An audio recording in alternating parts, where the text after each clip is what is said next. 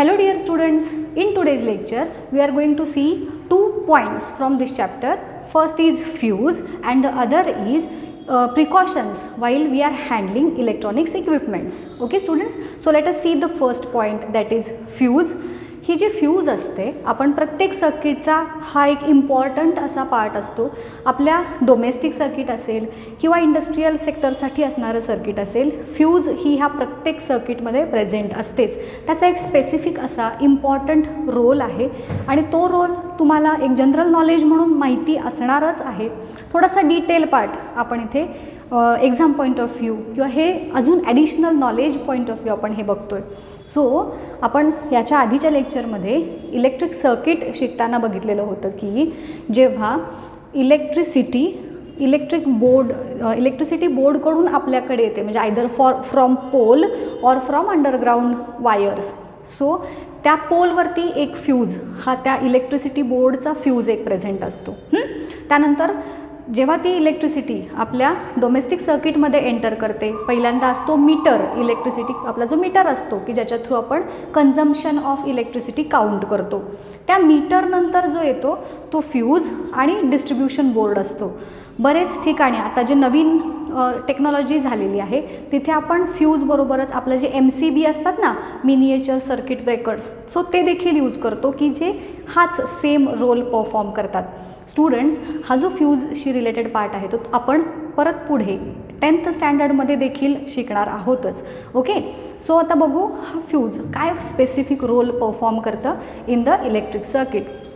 जसं मी तुम्हाला सांगितलं, जी लाईव्ह वायर आहे त्याच्यातून येणारा करंट हा स्पेसिफिक असतो की ज्याचं पोटेन्शियल डिफरन्स किंवा ज्याला आपण व्होल्टेज म्हणतो ते 220 व्होल्ट्सचं असतं. Okay students, now see, whenever we play or we run different electric equipments having high power rating, जसे की TV, फ्रीज, मिक्सर ह्यासारखे इक्विपमेंट्स जर आपण सायमल्टेनियसली यूज केले तर काय होतं रे, excess current will flow from the circuit. प्रत्येक गॅजेट इफेक्टिवली किंवा एफिशियंटली रन होण्यासाठी ते गॅजेट किंवा अप्लायन्स काय करतं, त्या इलेक्ट्रिक जो करंट आहे तो एक्सेस करंट हा खेचून घेतो. अँड ड्यू टू विच आपल्या टोटल सर्किटमधून मोर दॅन नेसेसरी, गरजेपेक्षा जास्त करंट फ्लो होतो, ज्याला आपण ओव्हरलोडिंग म्हणतो. आता ह्या केसमध्ये बघा, कधी कधी काय होतं, आपली फ्यूजची वायर जी असते ती मेल्ट होते किंवा फ्यूजचा खटका उडाला, फ्यूज पडली, असं बरेच वेळेला आपण बोलतो, बरोबर की नाही. सो ह्या केसमध्ये फ्यूजचा रोल काय आहे तर तो मी तुम्हाला सांगते. हा जो फ्यूज आहे हा it is made up of wires or metals किंवा ॲलॉईज. मेटलचे वायर्स किंवा ॲलॉईजचे वायर असतात. नॉर्मली कॉपर, त्यानंतर ॲल्युमिनियम, लीड यासारखे मेटल्सचा यूज ह्या फ्यूजच्या वायर बनवण्यासाठी केला जातो. या वायर्समध्ये काय कॅरेक्टरिस्टिक्स असणं एक्सपेक्टेड आहे तर त्यांचा मेल्टिंग पॉईंट जो आहे तो कमी हवा आहे, त्यानंतर रेझिस्टन्स जो आहे तो देखील कमी हवा आहे, ड्युरॅबिलिटी ही जास्त चांगली पाहिजे की करंटमध्ये जास्त ह्याच्यामध्ये तो विथस्टँड झाला पाहिजे की खराब नाही झाला पाहिजे, अशा काही स्पेसिफिक, आणि शिवाय तो परवडणारा पण पाहिजे, स्वस्त पण पाहिजे. सिल्वर वगैरे पण असतात बरेचदा ऑप्शन, पण सिल्वर हे खूप महाग आहे. सो नॉर्मली कॉपरचा यूज किंवा लीडचे एक ॲलॉय आहे त्या ॲलॉयचा देखील यूज ह्या फ्यूजच्या वायर बनवण्यासाठी केला जातो. Now these fuse wires are having low melting point. आता बघा, मी जसं तुम्हाला सांगितलं एक्स्ट्रा करंट फ्लो होतो सर्किटमधून, तेव्हा काय होतं रे, एक्स्ट्रा करंट म्हटलं की एक्स्ट्रा हीट, बरोबर की नाही. Due to that extra heat what happens, that fuse wire melts. का, कारण तिचा मेल्टिंग पॉईंट लो आहे. जेव्हा एक्स्ट्रा करंट फ्लो होईल तुमच्या सर्किटमधून तेव्हा due to low melting point this fuse wire will melt आणि ते कनेक्शन ब्रेक होणार. वायर मेल्ट झाली की पुढं करंट पास होणार का, नाही होणार. सो त्याच्यामुळं काय होतं की जेव्हा केव्हा तुमच्या सर्किटमध्ये एक्स्ट्रा करंट एंटर करेल, due to that excess current fuse wire will melt, the current flow will stop, and with the help of that we are able to save our electric equipments from the further damage due to excess current. तो जर access current आपल्या सगळ्या सर्किटमधून flow झाला तर आपले सगळे equipments damage होणार की नाही, आणि ते डॅमेज अवॉइड करण्यासाठी म्हणून ही फ्यूज जी असते ती आपण सर्किटमध्ये सुरुवातीलाच जोडलेली असते, आणि मग त्या फ्यूजनंतर आपले सगळे डिस्ट्रीब्युशन बोर्ड वगैरे हे कंपोनंट्स येणार. सो फ्यूजचा रोल लक्षात आला तुमच्या. आता हे फ्यूज वायर जी बनलेली असते, आता तुम्हाला मी सांगितले हे स्पेसिफिक मटेरियलची बनलेली असते असं तुम्हाला टेक्स्टबुकमध्ये दिलं आहे, बट ते मटेरियल कोणते कोणते असतात ते पण तुम्हाला सांगते, एक जस्ट नॉलेज म्हणून. काय काय मटेरियल सांगितले मी तुम्हाला आता, की कॉपर असतं, त्यानंतर लीड असतं, त्याच्यानंतर टिन असतं, स्टॅनम दॅट इज टिन, त्यानंतर असतं झिंक, ॲल्युमिनियम यासारखे मेटल्स. कधी कधी सिल्वरचा पण ऑप्शन असतो, बट सिल्वर हे खूप कॉस्टली आहे की नाही, म्हणून सिल्वर हे अगदी नाहीच वापरलं जात असं म्हटलं तरी चालेल. त्यानंतर ॲलॉयज जे असतात ते देखील यूज केले जातात. ॲलॉय म्हणजे तुम्हाला माहिती आहे मेटल्स किंवा नॉन मेटल्स यांचं मिक्सचर असतं ॲलॉय म्हणजे. सो स्पेसिफिक ॲलॉयज, आणि सगळ्यात जास्त जो ॲलॉय यूज केला जातो तो असतो लीड प्लस टिन. या दोन मेटल्सचा किंवा हे जे दोन एलिमेंट्स आहेत की नाही यांचा ॲलॉय हा मॅक्झिमम यूज केला जातो. कशासाठी? तर ह्या फ्यूज वायर्स बनवण्यासाठी. फ्यूज वायरचे कॅरेक्टरिस्टिक्स मी तुम्हाला काय सांगितले, की लो मेल्टिंग पॉईंट असला पाहिजे, ड्युरेबल असले पाहिजे, कॉस्ट इफेक्टिव्ह देखील असले पाहिजेत, खूप महाग पण नको आहेत आपल्याला, बरोबर की नाही. सो ह्या सगळ्या गोष्टींचा वापर करून आयदर कॉपर किंवा हा लीड आणि टिनचा ॲलॉयचा यूज केला जातो for the manufacturing of this fuse wire. त्याचा रोल मी काय सांगितलं, it melts due to low melting point when extra current passes, किंवा एक्सेस म्हटलं तरी चालेल.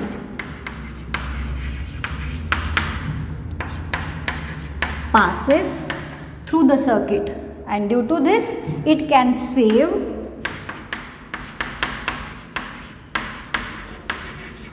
damage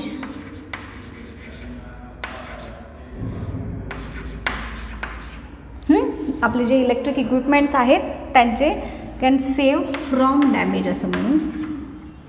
damage of electric equipments हा ह्या फ्यूजचा इम्पॉर्टंट असा रोल झाला. हे जे फ्यूजचे वायर असतात ते नॉन कंडक्टिंग मेटल, तुम्ही फ्यूज बघितली आहे की नाही घरामध्ये, तर ती कशाची असते, पोर्सेलिनची असते की नाही. वरच्या बाजूला जे त्याचं कव्हरिंग असतं ते पोर्सेलिनचं असतं. का पोर्सेलिनचं? कारण पोर्सेलिन हा नॉन कंडक्टिंग आहे. आता जसं मी तुम्हाला सांगितलं फ्यूजबरोबरच जास्त पॉप्युलरली यूज केला जातो ते MCBs असतात, मिनिएचर सर्किट ब्रेकर. असे छोटेसे बटनं असतात बघा, आणि ते बटन्स सेम वेनच यूज करतात, म्हणजे त्यांच्या मागचं काय म्हणा वर्किंग जे आहे ते सेम आहे. एक्स्ट्रा करंट फ्लो झाला की त्या बटनमध्ये असणारे की ती जी बटनं आहेत ती खाली पडतात, आणि ते खाली पडल्यानंतर सर्किटमधून करंट फ्लो व्हायचं स्टॉप होतं, की ज्याच्यामुळं आपले इक्विपमेंट जे आहेत त्यांना डॅमेज होत नाही. So this is the important role of this fuse wire. याच्याबद्दल तुम्हाला शॉर्ट नोट विचारली जाते फक्त, ओके. आणि त्याचे मटेरियल्स, आणखीन त्याचा रोल, किंवा सायंटिफिक रिझन एक सपोज विचारला की why the material which is used for fuse is having low melting point, तर काय सांगणार, whenever due to low melting point when excess current passes through the circuit that wire melts, and due to which current flow stops and which can prevent the further damage to the electric equipments. ह्या पद्धतीनं तुम्ही फ्यूजबद्दल सांगाल. आता अजून एक महत्त्वाचा point आहे की precautions.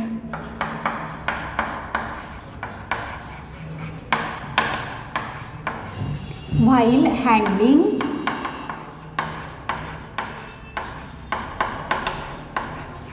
Electric equipments.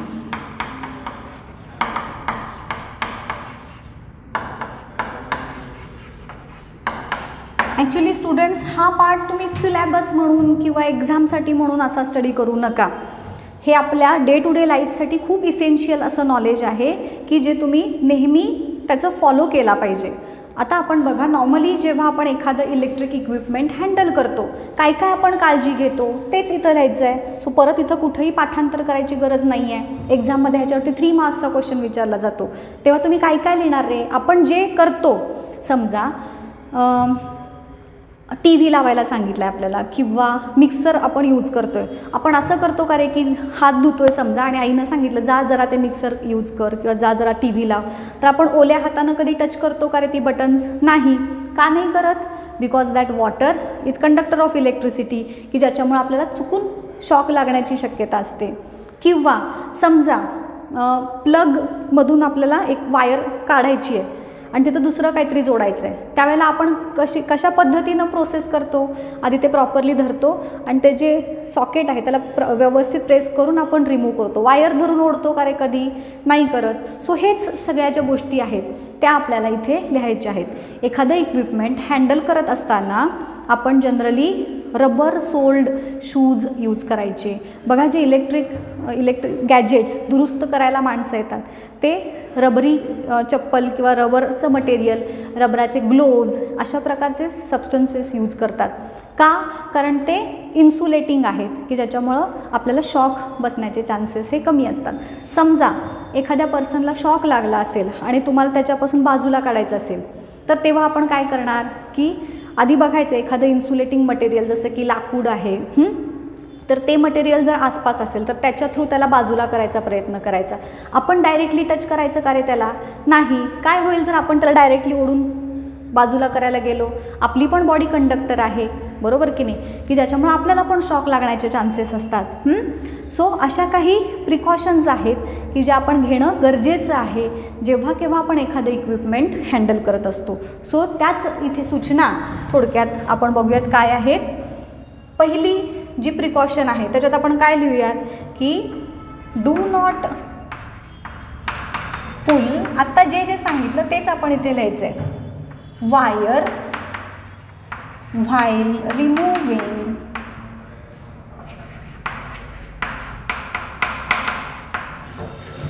From the plug. Wire धरून ओढायची नाही प्लगमधून बाहेर काढताना. व्यवस्थित ते प्रॉपर मेथडनी रिमूव्ह करायचं किंवा सेपरेट करायचं. त्यानंतर स्विचेस जे असतात आपले,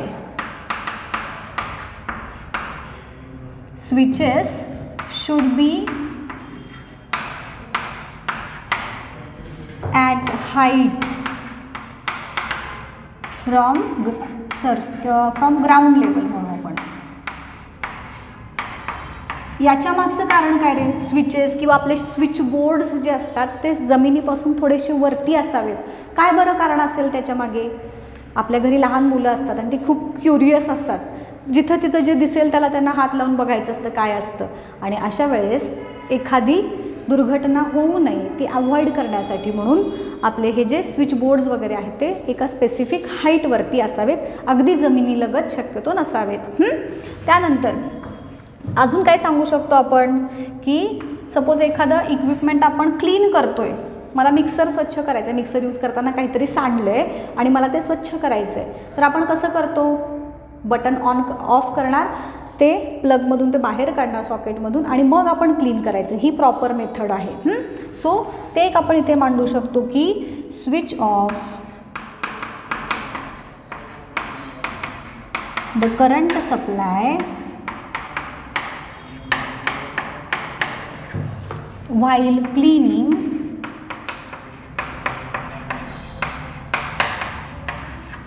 appliances. कोणतंही इलेक्ट्रिक अप्लायन्स क्लीन करताना त्याचा जो करंट सप्लाय आहे तो आधी बंद केला पाहिजे, वायर बाजूला काढली पाहिजे ती, आणि मग ते इक्विपमेंट आपण क्लीन करायचं.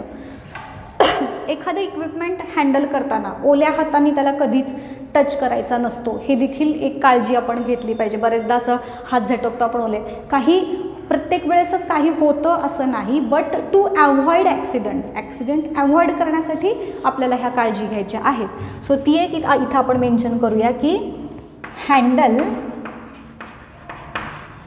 इलेक्ट्रिक इक्विपमेंट्स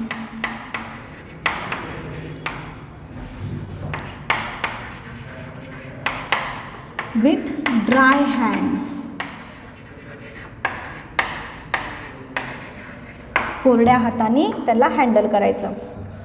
एखादे इक्विपमेंट आपण रिपेअर करत असतो तर तेव्हा रबर सोल्ड किंवा इन्सुलेटिंग मटेरियल ज्याला म्हणतो आपण, की ज्याच्यातून इलेक्ट्रिक करंट पास होणार नाही असे मटेरियल यूज करायचे. Use insulating materials while handling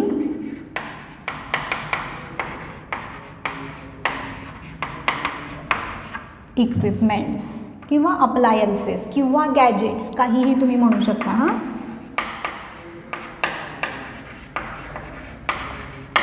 त्यानंतर स्टुडंट्स अजून काय राहिलं, मग अशी जे सांगितलं होतं तुम्हाला की जर एखाद्या पर्सनला शॉक लागला असेल तर do not touch them directly. If a person gets shock,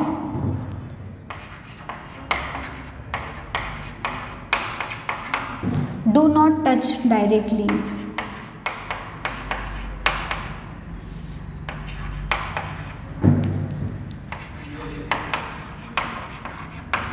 हे जनरल आहेत. अजूनही तुम्हाला ह्याच्यात काही ॲड करायचं असेल तर तुम्ही करू शकता. जसं की पावसाळ्याचे दिवस आहेत, हां, सो तेव्हा बरेचदा विजा चमकत असतात बघा, तर तेव्हा शक्यतो काय करायचं की जे आपले मोठे इक्विपमेंट्स आहेत ते सगळे सॉकेटमधून काढून त्याचे जे वायर्स आहेत त्या बाजूला ठेवायच्या. कधी कधी काय होतं, विजा चमकत असताना, वादळ जेव्हा असतं तर तेव्हा ते जे इलेक्ट्रिसिटी आहे तिथे विजा जास्त अट्रॅक्ट करतात, तिकडे विजा अट्रॅक्ट होतात. सो बघा तुम्ही बरेचदा वादळ आलेलं असतं किंवा वादळी वाऱ्याचा पाऊस असतो तेव्हा विजेमुळं टी व्ही जळाला, फ्रीज जळाला, अशा आपण इन्सिडन्सेस ऐकतो. सो ते अवॉइड करायचं असेल तर जेव्हा वादळी वाऱ्याचा पाऊस वगैरे असतो तर तेव्हा हे सगळे जे प्लग असतात त्या प्लगमधून हे काढून ठेवायचे वायर्स आणि आपले जे इलेक्ट्रिक इक्विपमेंट्स आहेत ते सेफ ठेवायचे. सो हे काही प्रिकॉशन्स आहेत, तुम्हाला अजूनही ह्याच्यामध्ये ॲड हे करू शकता. ह्या आपल्याला डे टू डे लाईफमध्ये ह्या सगळ्या सूचना ज्या आहेत त्या फॉलो करायच्या आहेत की जेणेकरून कोणत्याही प्रकारचे इलेक्ट्रिसिटीशी रिलेटेड ॲक्सिडेंट्स हे होणार नाहीत. ओके, सो इथे हा आपला चॅप्टर जो आहे 3rd चॅप्टर तो कंप्लीट होतो. याच्या पुढच्या लेक्चरमध्ये आपण पुढचा चॅप्टर स्टार्ट करूया.